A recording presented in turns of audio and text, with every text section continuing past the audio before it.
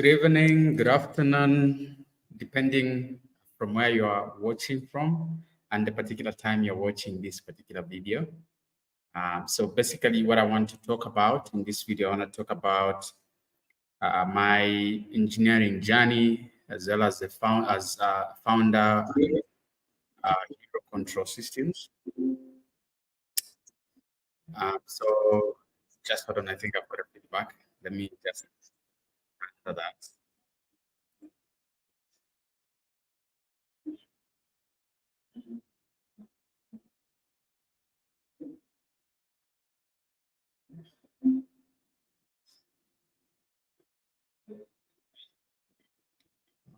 So we've got that feedback. How do we clear it?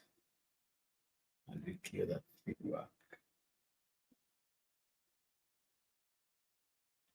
That feedback is coming from where? This guy is not playing. Okay. I think it's coming from here. We let it run, but then we just mute it. Okay, thank you. So my name's Kefas Kalembo. I'm engineer Kalembo from Zambia. And so this live stream is both on YouTube Live, it's on Facebook Live, and it's also on LinkedIn Live. So what basically I want to talk about, I want to introduce myself to you as who, Engineer Kalembo is, how my education journey has been, and how my my career has been so far, as well as my entrepreneurship journey. So those are things that I want to actually have a conversation with you. So I just began by introducing myself. With that being said, I'll go ahead and get into my educational journey. So particularly, I'm one individual who never had much of privilege when it comes to, my early years in life, and particularly education-wise. I did not attend school for the most part of my early age, or my early education, if you want to, call it that way. I was born in Zambia on the Copper Belt, in a rural town. And so what happened there was that it was quite a bit of a distance to go to school, to attend where the school was. And I think growing up, I was kind of a lazy child. So that I think also that contributed. I could not manage to go the number of kilometers that was there to go and attend, school. So it was at that particular time, actually, coincidentally, that there was a program that was being run on radio. I think this was a program called Taonga Market in collaboration with the ZNBC, the Ministry of Education, and I think with this would be Lifeline Energies and all that. So I attended my first grade to my I think fifth or sixth grade through educational technology. Now, this educational technology that was there at this particular time was radio. So I could sit with Mr. I think that should be Mr. Christopher Andrea. I think I should remember. That was the name of this gentleman who could like sit and guide us whilst the Mrs. Msonda is teaching on Taonga Market. So this went on for maybe 4, 5, 6 years, and in my 6th year, I entered to write my grade 9, which I mean to enter my grade 7 rather, which I did very well, and I qualified to actually go and study my junior secondary school. I think this was at Kanyenda Basic School on the Copper Belt in Pongwe. And then after that, I think I attempted to do my grade 9 and I couldn't be successful. I think it was maybe due to the psychological issues that I had um, when I was attending school. So what went on from there was that I had to drop out of school for almost 2 years, and my friends at that particular time who were with class, continued school. I think a good number of my colleagues at that particular time could actually collaborate to conversations like this. So I dropped out of school for almost 2 years, and I became useless like another kid when they are not in school. But one thing, of course, that I didn't do was to do drugs or alcohol. I've never done that in my life. Uh, and so I mostly what I was doing during that time was, hanging out with, older people than me, and we could go, do all sorts of pieceworks and stuff like that. But then I went back I decided to go back to school, and my father told me that I have to find money to go back to school because I failed. So he had to make me work in his farm and in his friend's farm so that I could raise money. And then after that, I went back to school again. So by the time I was going back to school, I think that's the time when my father passed. And so after that, um, I actually managed to pass quite well. But at that particular time, my father passed, and things were a bit challenging, just like, it's a common story for everyone. There's nothing special about that. Challenges comes to everybody, and when parents dies, I think it's almost everybody who has experienced that. Life tends to get difficult. So what happened at that particular time is that I went to look for a school place at a school called Mpongo Secondary School. And for those who know Mpongo in Copperbelt, there's a school called that. And so at that time, I think there was a Mr. Mtepka was the head teacher, and a Mr. Chonza, who happened to be the deputy teacher. Now, I've particularly named these two individuals because I think what happened was quite interesting. So when I went to look for this for school place, my results were good. I was one of those kids who are doing very well in my secondary school days. So the head told me to say this issue has to be handled by the deputy, because it's a tradition in most schools, like the deputy is one who handles academics and stuff like that. So when I went into this head deputy teacher's office, who happened to be the Mr. Chons I've just mentioned, something very interesting happened that changed my life forever. So this particular guy told me that you have to pay for school. And he was right, because at that particular time, I think we were paying for a secondary school education in Zambia. So I think the fee was somewhere 600 kwacha for a boarding school, and plus other additional amenities. This, I think, came to something like 1,000. So I was a small boy who just passed from grade 9 to grade 10, and it was quite difficult to raise that amount of money. Of course, it's a small money now, but at that particular time, that was a huge amount of money. And really, the value of a kwacha at that time was actually good enough that 1,000 kwacha was a lot of money. So I explained to this guy to say, you know what?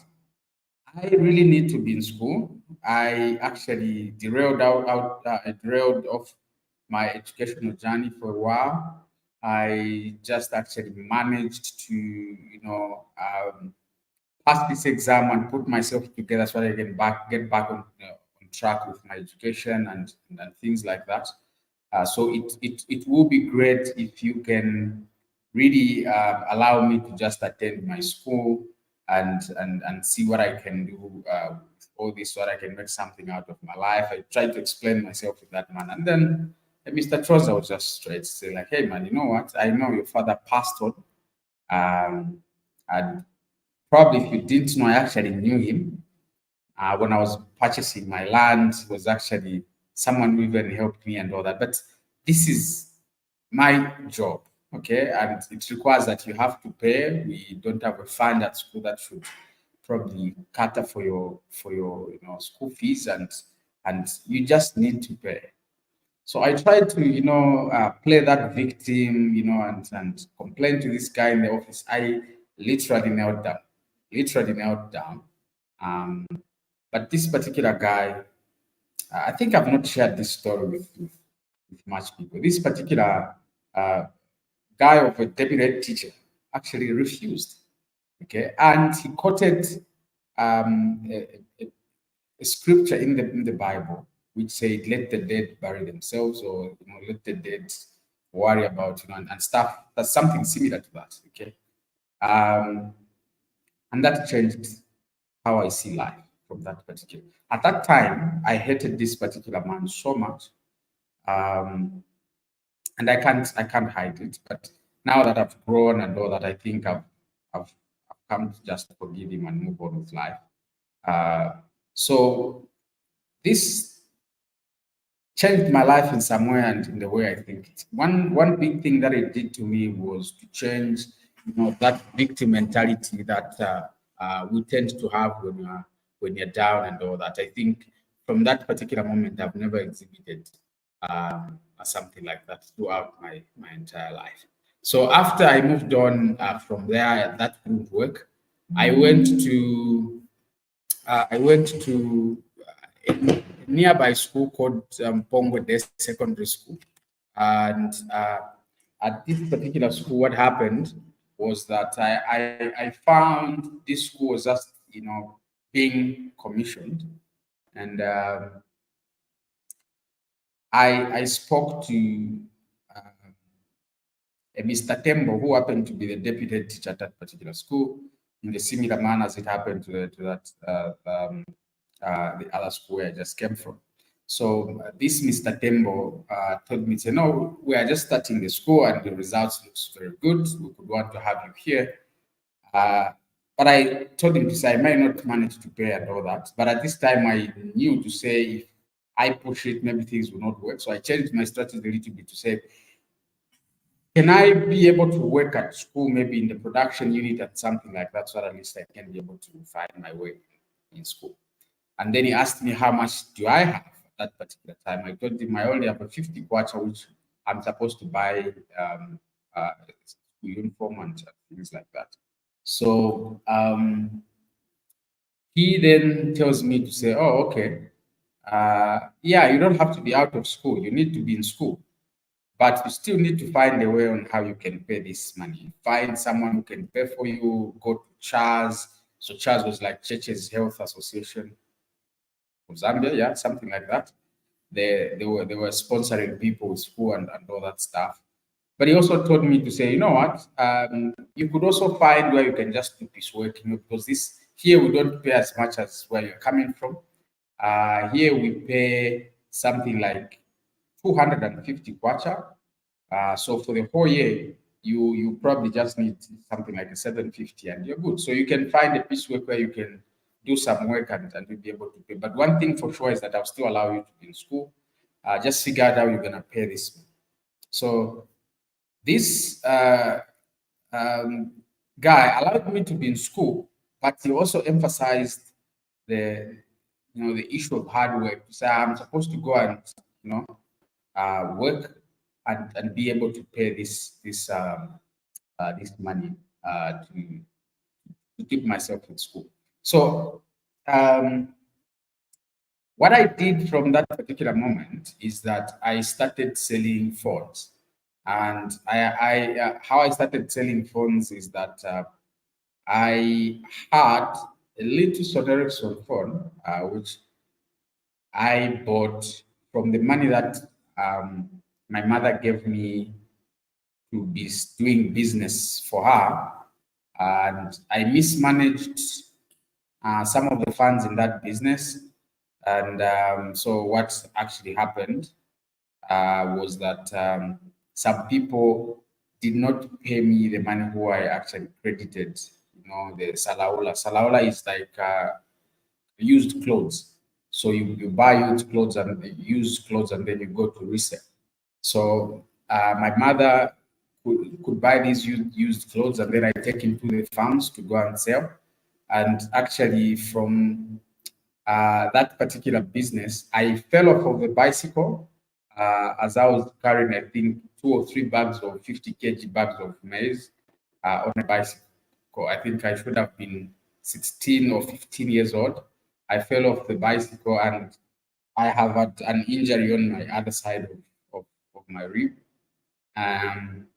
which I still experience now if I carry something quite heavy. It's something that reminds me of my struggles when I was just growing up. So from that, the mismanagement of money came because the people that are credited, because the business was on credit, you give them and then you go and collect. So it's basically barter system. It's not money. You give them these particular, used clothes, and then they'll give you maize grain. Okay, maize grain. That's what they'll pay you, and then you go find where to sell your maize grain like that. So some people didn't give me the money, and as a result of that, the business derailed a little bit, and I could not, successfully be able to repay. I mean, to collect that money quickly so that I can give my mother and all that. So we all forgot about that. But then in the long run, some people came to pay when I had actually moved on to go to the school. And then my mother, told me that this money, you need to use it at school to buy food. And actually, she said this maize, you need to keep it for your food at school like that. So I got that and purchased a phone just like an excited young man, So I purchased this particular phone, which at now that moment I sold it at a quite higher price than I bought it. And then I went to buy Blackberries, 2 of them. And then I sold those 2 Blackberries. I bought again. And that's how I managed to, pay for my school fees and my upkeep. But that wasn't still enough because, sometimes people couldn't still pay you through those phone, transactions and things like that. And it's together that coupled with the days when I was, learning using radio, that's when I developed my interest in electronics. All right. So during that time when I was learning on radio, I had to learn how to fix radio cassettes and radio, 5-band radios. And and again, when I started dealing with phones, it used to happen at a point where you buy a phone, it's dead, you have to fix it a bit, and then you sell. So that also actually allowed me to be able to learn how to fix electronics by myself. And so way before I went to attend university, I knew how to do things like this. So then from there, I kept myself in school, at least for the first, in grade 10. I kept myself again in school in grade 11. But about to go into grade 12, things got a little bit harder. I should have, no. I kept myself in school, I think, for the first term of grade 10, and things got a bit, difficult and all that. And this is when I met my now brother Edwin, who introduced me to some of his friends in Sweden and all that, and then they paid for my entire school in my secondary school days. And this was like 750 kwacha, 750 kwacha, like 1.5 Plus, they also bought me a bicycle for movement and things like that. And this should have been Dr. Britt from Sweden, who came on a missionary, you know, as a doctor or something like that in our rural place. So she actually organized with her friends and paid for my school fees. And by the way, if you know um, Dr. Britt, Dr. Britt, like Britt, it will be I've lost contact, and I doubt if Edwin still have contact, but um, she should be proud of what she did in my life. Okay, and together with my brother Edwin now, So from that particular moment, I went on. I finished my secondary school. I was actually the best at my school. Um, so that's how I left to go and attend the Copperbelt University. And from there, I studied mechatronics engineering. So this is a combination of mechanical engineering, electrical engineering, electronics, and software engineering, and a bit of control engineering in there, and all robotics and all those kind of uh, uh, you know engineering. So I graduated from there with my honors degree in mechatronics engineering. And so maybe for those who may not know, mechatronics engineering is a combination of this engineering I've just mentioned. And when you go to study mechatronics engineering, you do most of it, all other engineering guys are doing, with just some few little things. Like for the guys in electrical engineering, we just define things like we do fields together.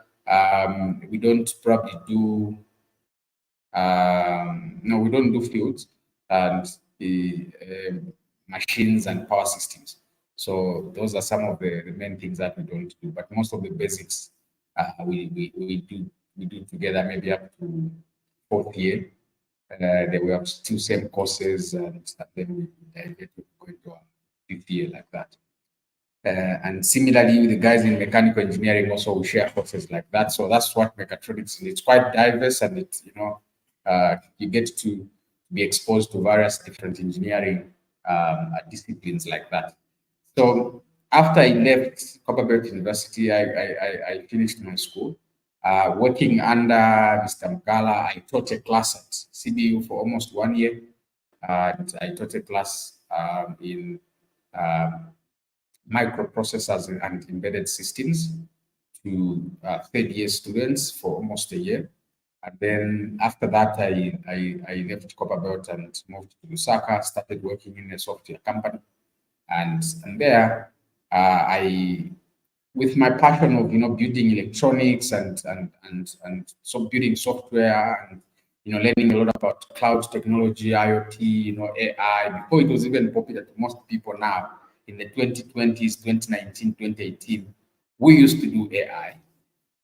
We used to learn about machine learning. We used to do artificial intelligence. Even you used to build some simple stuff with these things before they were very, very popular and powerful as they are today. And then I developed a lot of interest in designing electronic products. We founded a company called Hero Control Systems. I think I've tagged it on LinkedIn there and also on Facebook. So we founded a company called Hero Control Systems with my colleague, Michael Carson from the USA. So I met Michael Carson when I was still in Copperbelt University. Most people think I was a rich kid in my university days. Like I was someone who was coming from a very rich background and all that. But that was the contrary. Things were actually even more tougher for me in my university days. I worked for the ZIG under the Harvest Project, which we used to call Iconics in those days when it was just being founded. So the ZIG was founded by Christopher Chireshe. I worked there in 2019, 2020, and I think I also worked there in 2022. So when I was in university, I was working, doing research. I was, helping these guys do, research and development of some of these things. And when we were just starting to try and understand the concept of whatever that harvest stuff and hydroponics was at that particular time.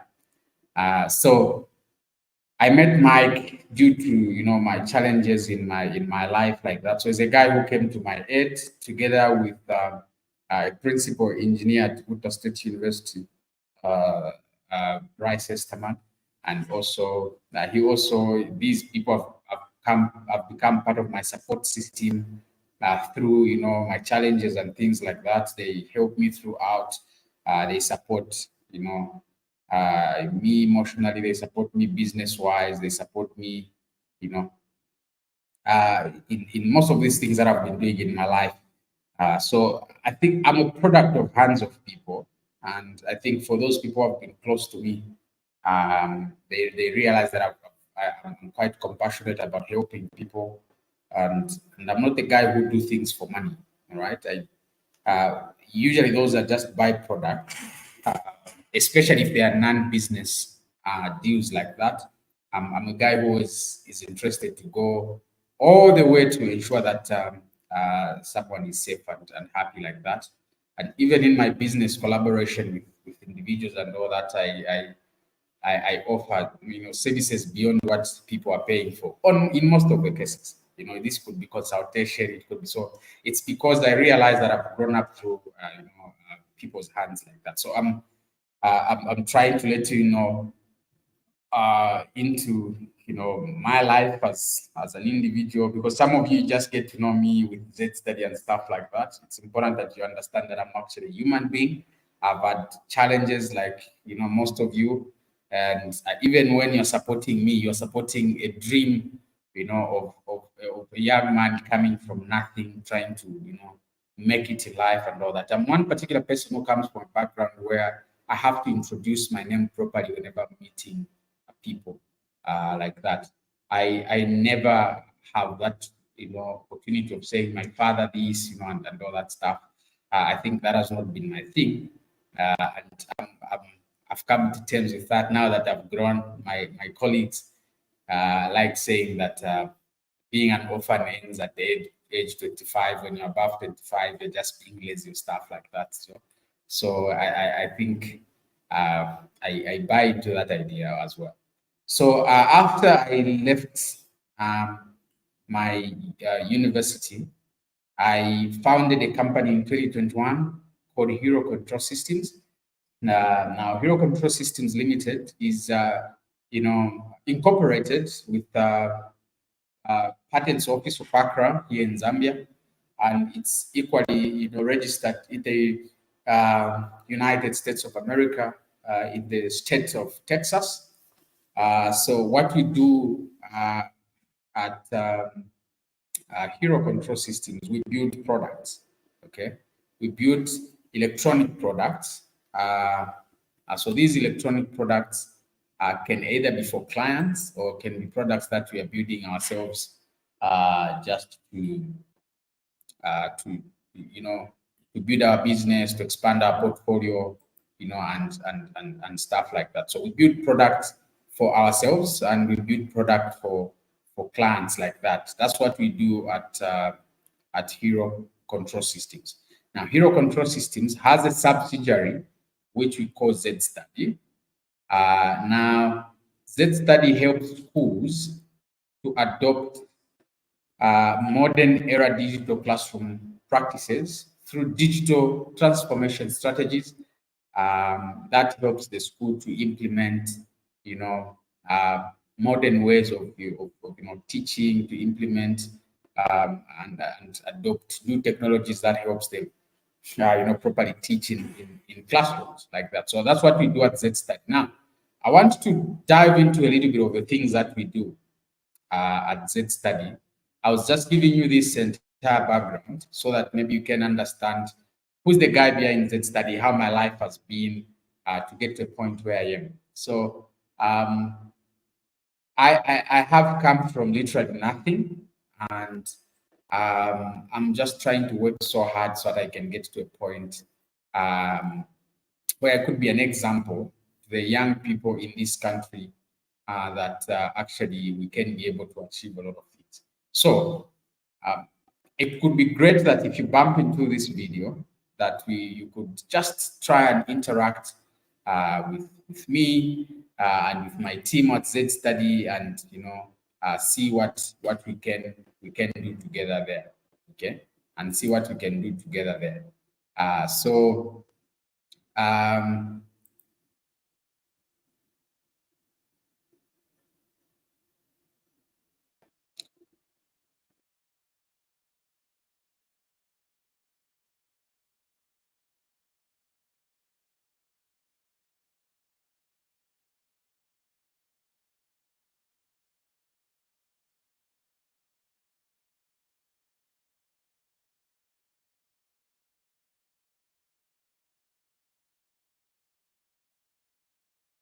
what we do at ZStudy with my team, and so that it can give you a bit of an understanding of some of the things that we do there.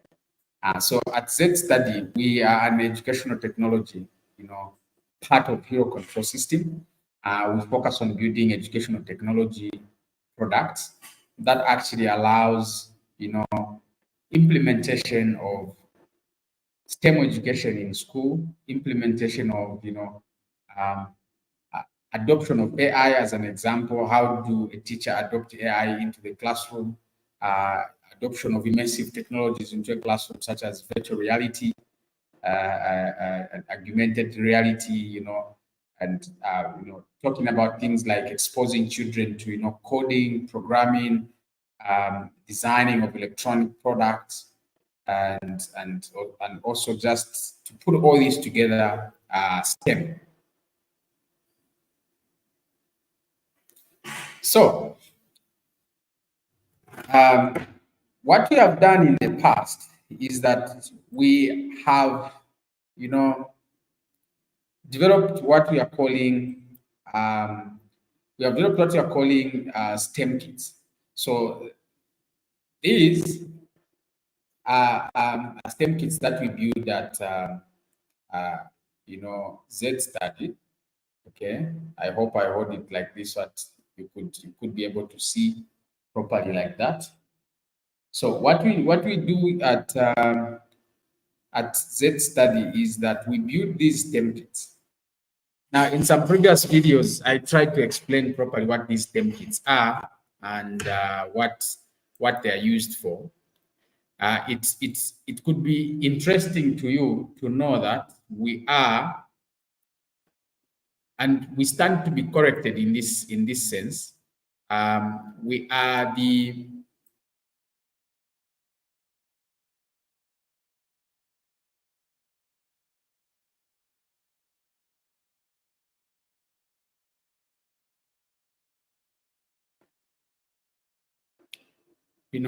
we are the only developers of STEM kits in Zambia, and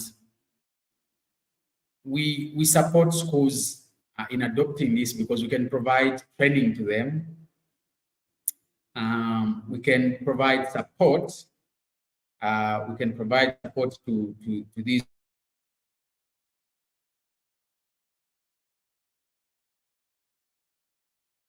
reality, virtual labs, and STEM kits. Okay, like I've said, and these STEM kits. So what these STEM kits would actually afford a teacher is that it will afford them to give them an opportunity to show the learners the practical side of those theory stuff that they teach in classrooms.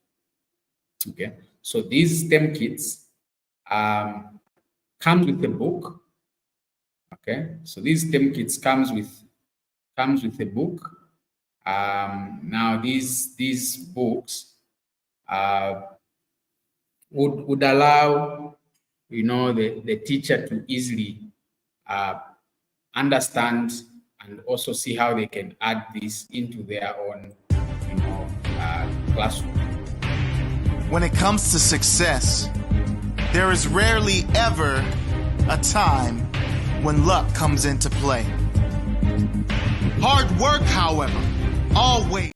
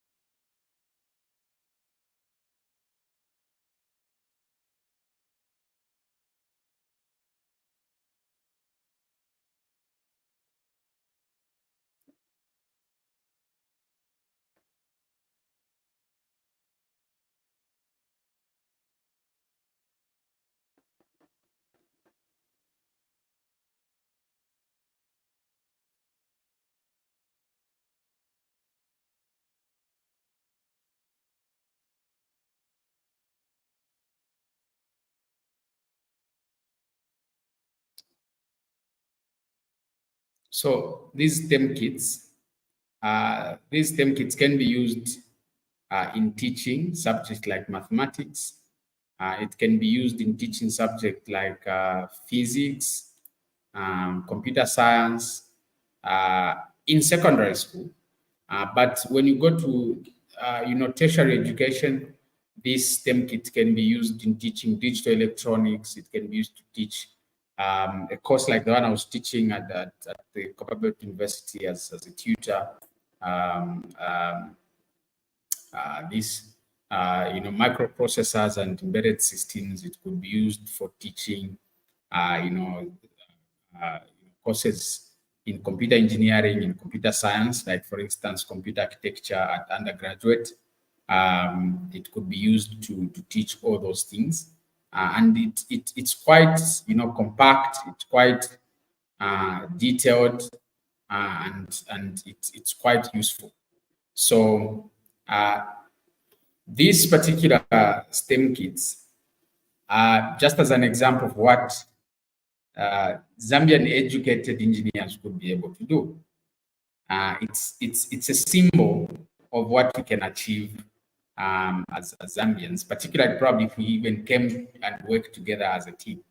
So now, talking about collaboration and working together as a team, why don't you want to work with us? You can work with us in many ways. Is it purchasing our products in your university, college, secondary school?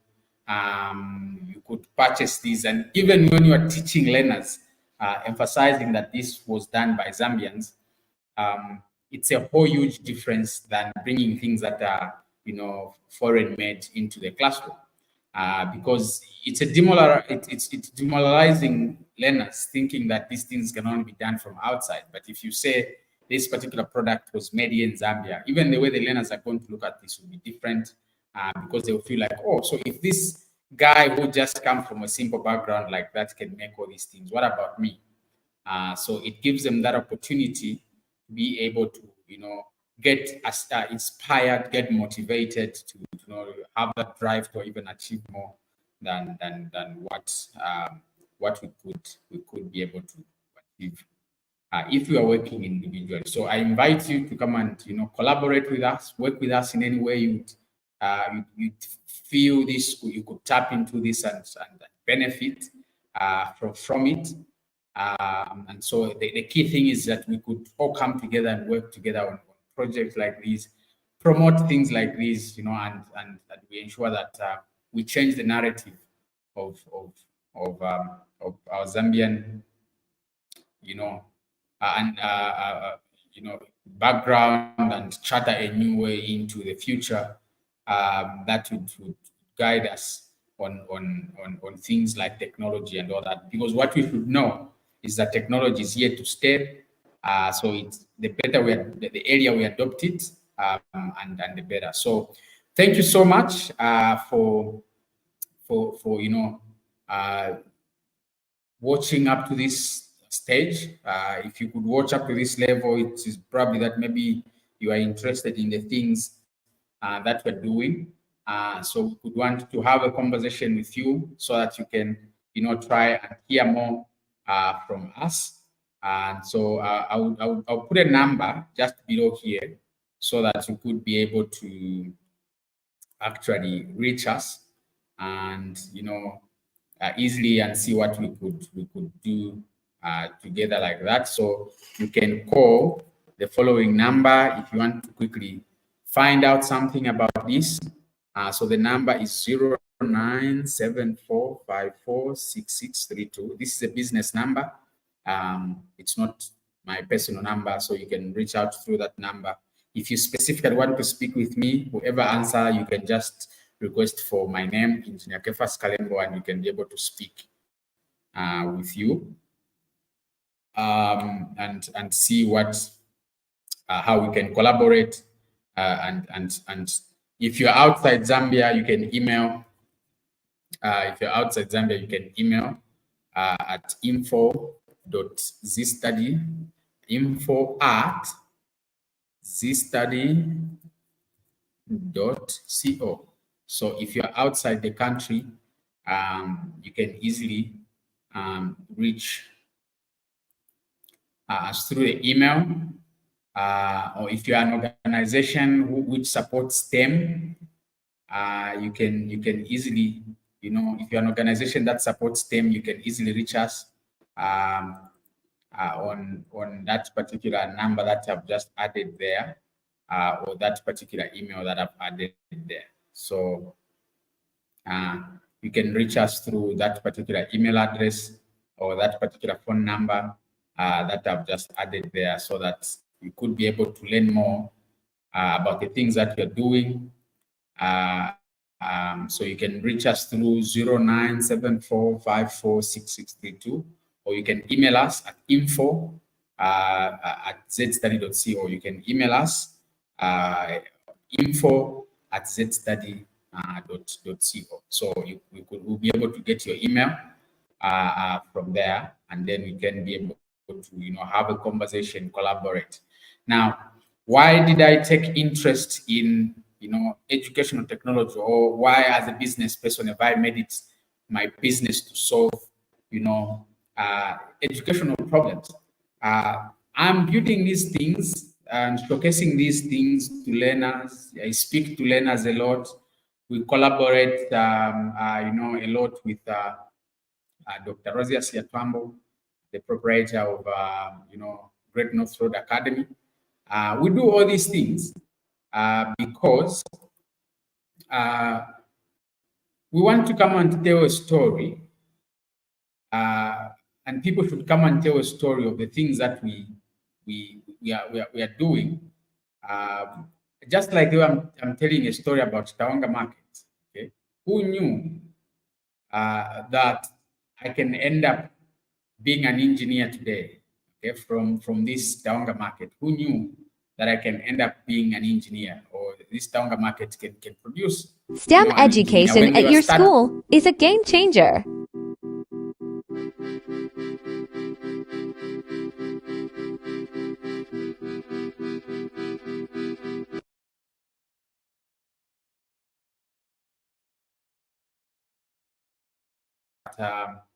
Education, and it will allow them to be able to have a different narrative about Zambia and the things that we can do as a nation like that, particularly the younger ones.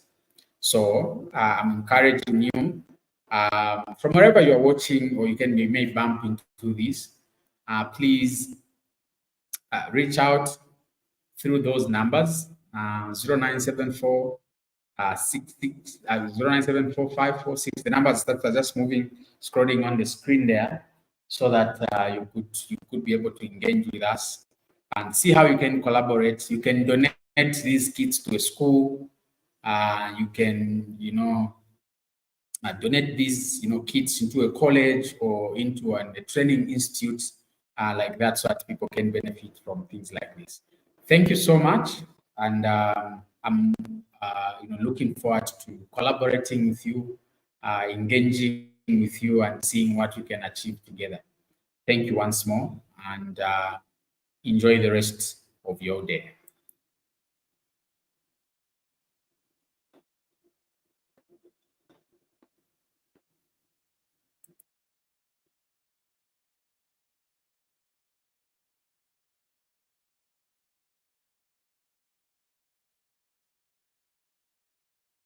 STEM education at your school is a game changer.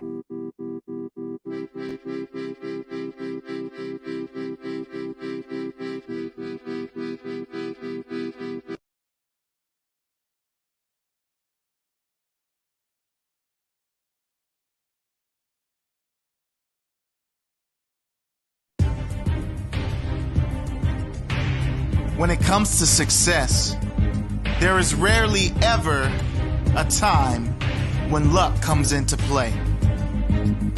Hard work, however, always comes into play. Hard work does not offer a guarantee of success, but without it, there is a guarantee